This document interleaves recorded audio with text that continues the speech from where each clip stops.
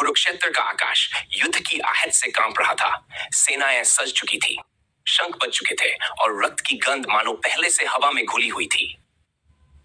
ठीक उसी समय श्री कृष्ण ने मन बनाया कि वह कर्ण से अंतिम बार मिले। वह जानते थे कि यह वीर वास्तव में पांडवों का ज्येष्ठ भ्राता है।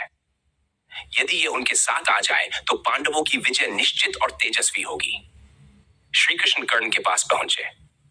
कर्ण अकेला खड़ा था, दूर तक फैले आकाश को निहारता हुआ। कर्ण, क्या तू जानता है कि तू कौन है? जिस स्थान को तू अपना मानता है वास्तव में वह तेरा नहीं है। तेरा जन्म राजमहल में हुआ, रानी कुंती की कोख से। तू पांडवों का ज्येष्ठ है। अर्जुन तेरा छोटा भाई है। भीम, नकुल, सहदेव सब तेरे अनुज हैं। तेरे ही लिए राज्य होना चाहिए। कर्ण का हृदय धक धक करने लगा। उसके होंठ कांप उठे। कर्ण आश्चर्य और पीड़ा से, प्रभु, क्या यह सत्य है? क्या मैं वास्तव में पांडवों का भाई हूं? क्या वह माता कुंती मेरी भी माता है? कृष्ण, हाँ कर्ण, यही सत्य है। तू इस राजवंश का ज्येष्ठ वारिस है। यदि तू चाहे तो युद्ध टल सकता है। पांडव तुझे सादर स्वीकार करेंगे। तू हस्तिनापुर का राजा होगा। अर्जुन तेरे चरणों में शीश झुकाएगा। द्रौपदी तुझे अपना स्वामी मानेगी। संपूर्ण आर्यावर्त तुझे पांडव श्रेष्ठ के रूप में सम्मान देगा। कर्ण की आंखों से आंसू छलक पड़े। उसके मन में वर्षों के अपमान की स्मृतियां उमड़ पड़ी। जब उसे सूत पुत्र कहकर उपहास किया गया था, जब द्रौपदी ने स्वयंवर में उसे ठुकरा दिया था।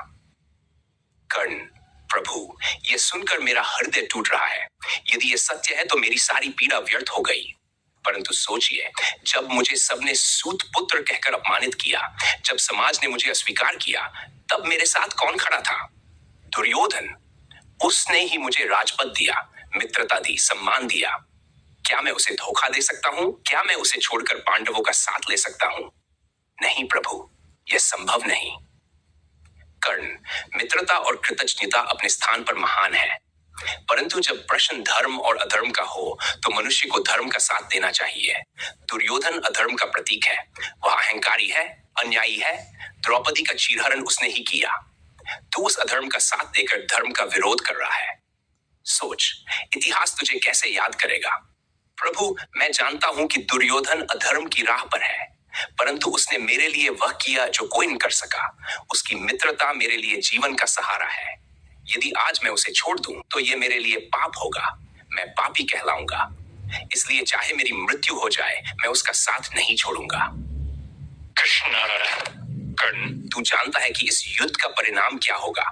अधर्म हारता ही है, पांडव विजय होंगे। तू चाहे कितना भी बलवान क्यों न हो, अर्जुन के गांडीव के सामने टिक नहीं पाएगा। मैं तुझे अवसर दे रहा हूं, अपना जीवन बचा ले। अपने भाइयों के साथ खड़ा हो जा। तेरे पुण्य, तेरी उदारता, तेरी दानशीलता सब व्यर्थ न हो जाएं। प्रभु, मुझे अपने भाग्य का भान है।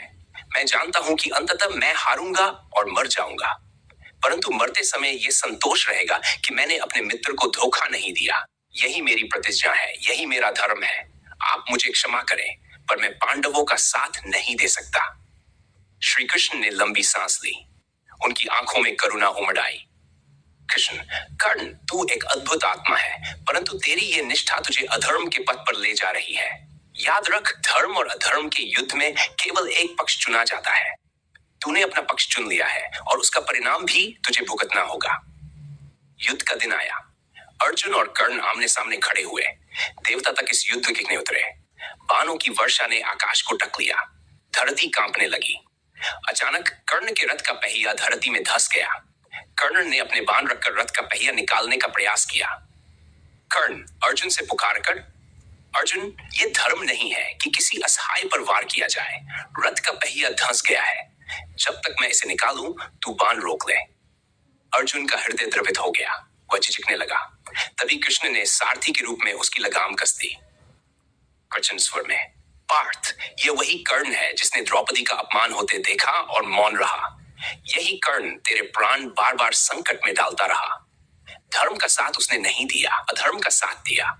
आज ये धर्म की बात करता है। यह अवसर है पार्थ, वार कर, अन्यथा धर्म हार जाएगा। अर्जुन ने गांडीव उठाया। उसकी आंखों में आंसू थे, पर कृष्ण की वाणी ने उसे संकल्पित कर दिया। उसने बाण छोड़ा और कर्ण भूमि पर गिर पड़ा। कर्ण की आत्मा आकाश की ओर उठी। वह मानो कृष्ण से कह रही थी, कर्ण की आत्मा, प्रभु, मैं जानता था कि यही मेरा अंत होगा। मैं पवित्र था, दानवीर था, परंतु मित्रता और प्रतिज्ञा ने मुझे बांध लिया। आपने मुझे मार्ग दिखाया, पर मैंने अपनी राह चुनी। कृपया मुझे दोष न दें, यही मेरी नियति थी। श्री कृष्ण की आंखों से आंसू छलक उठे। वे बोले, कृष्ण, कर्ण, तू महान था, तेरी आत्मा पवित्र थी, परंतु तूने अधर्म का साथ चुना और यही तेरी सबसे बड़ी भूल थी। धर्म के विरुद्ध खड़े होकर कोई भी मुक्ति नहीं पा सकता। मैं तुझे क्षमा नहीं कर सकता था, क्योंकि मेरा कर्तव्य धर्म की रक्षा करना है।